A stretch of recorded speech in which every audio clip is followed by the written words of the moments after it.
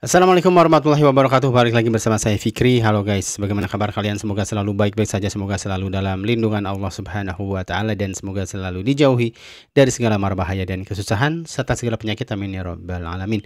Dan jangan lupa guys untuk selalu bersyukur atas apa yang telah Allah berikan pada kita selama ini.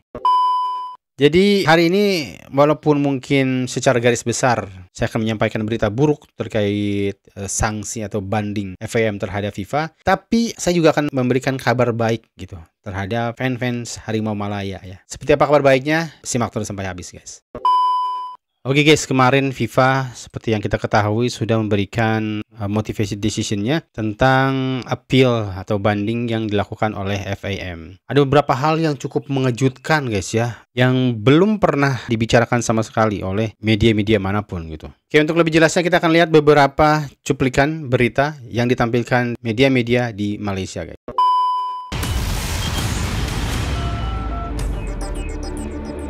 Perkembangan yang baru kami terima, FIFA hari ini mengeluarkan dokumen alasan penuh berhubung keputusan jawatan kuasa rayuan terhadap kes pemain warisan Malaysia yang mendedahkan bahawa pegawai pentadbiran Persatuan Bola Sepak Malaysia FIM dikenal pasti sebagai pihak yang mengubah dan memalsukan dokumen kelahiran 7 pemain terbabit.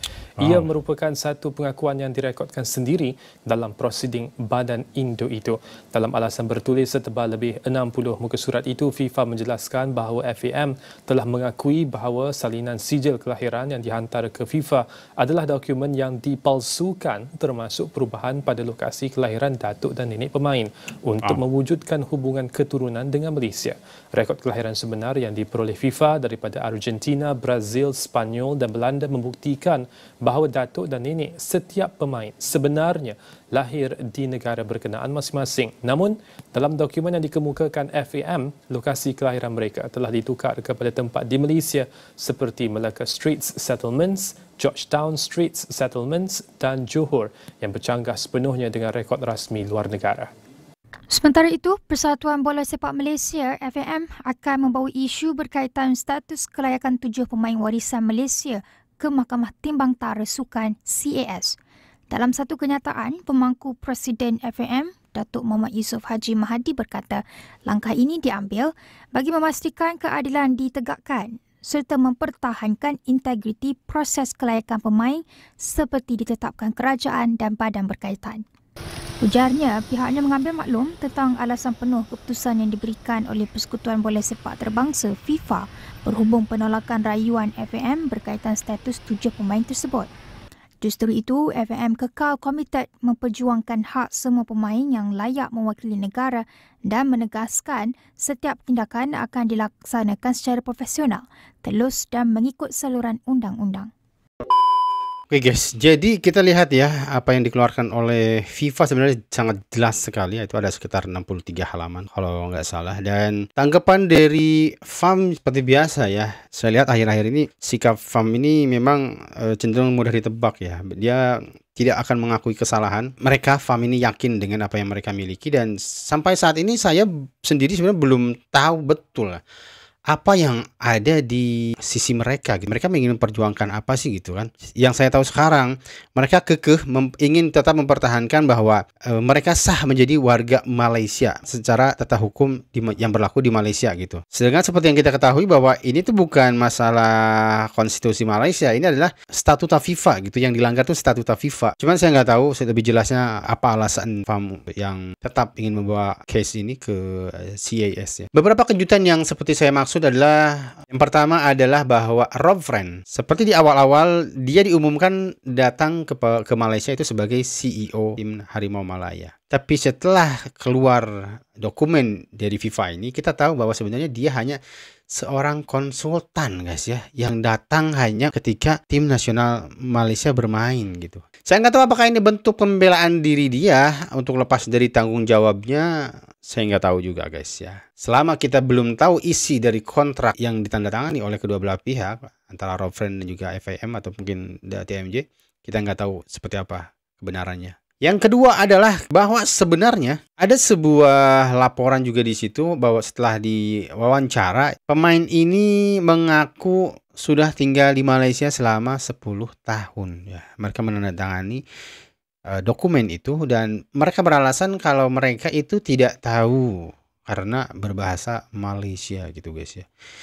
Jadi saya rasa ini ulah agen guys ya. Jadi agennya ini seperti juga tertera di dokumen bahwa ada dari FIM dan juga ada dari 2 orang ya yang berlisensi FIFA, namanya saya lupa lagi. Dan lebih terkejutnya lagi adalah ketika FIFA mendorong kepolisian di masing-masing negara untuk mengusut kasus ini. Karena ini maksudnya ke jenayah ya, maksudnya ke kriminal ini guys, pemalsuan dokumen ini. Lalu ada juga cuplikan wawancara dari Gabriel Palmero ya, ketika ditanya dari mana asal usul atau neneknya, dia bilang dari Spanyol dan Venezuela gitu ya, sampai akhirnya dia mengoreksi dan dia bilang lahir di Malaysia gitu.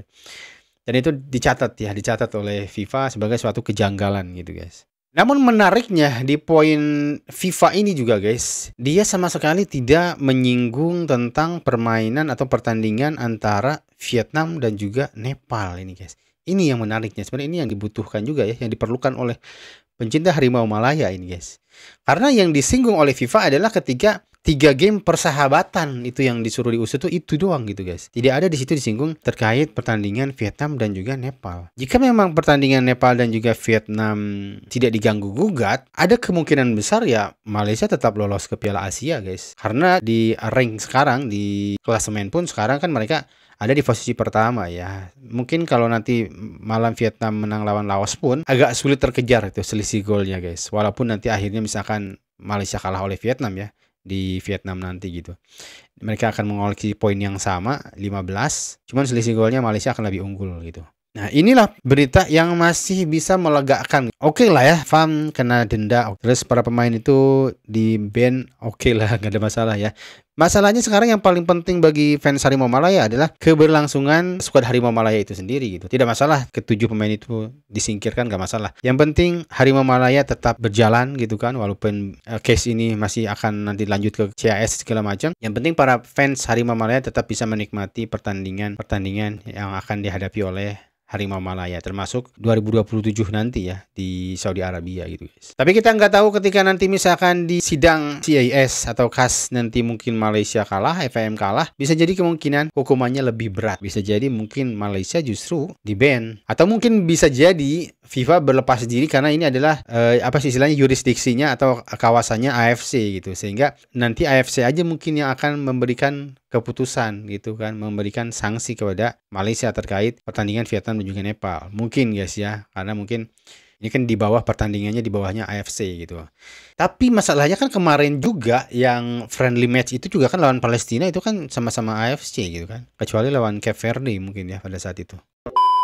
Kalau kita lihat respon dari FIFA ya, FIFA menganggap kasus ini sangat besar sekali guys ya. FIFA menganggap bahwa ini adalah kasus luar biasa, skandal terbesar di tahun ini. Kalau kita lihat bahkan FIFA sendiri mendorong negara pemain itu untuk mengusut hal ini gitu guys. Cuma nanti saya takutnya nanti ketika di CAS ya, ketika dikonfrontir antara FIFA dan juga FIM dengan melihat keseriusan mereka sekarang ini, saya khawatir gitu. FIFA akan berikan hukuman yang lebih berat nanti untuk FIM guys, untuk Malaysia. Jadi menurut kalian apakah perlu FIM banding ke CAS atau tidak guys? Sekarang kalian ini ada di posisi mana? Di posisi yang mendukung FAM kah? Di posisi yang sudah bodoh amat gitu kan? Sudah tidak mau tahu gitu tentang urusan ini? Apa kalian mengharapkan FAM legowo, FAM mengakui kesalahannya? Cukup sampai di sini, berbenah lagi gitu guys. Seperti apa guys posisi kalian saat ini guys? Oke, sekian dulu mungkin untuk video kali ini. Mohon maaf jika ada salah kata dan salah data yang saya sampaikan. Sampai jumpa di video selanjutnya. Assalamualaikum warahmatullahi wabarakatuh.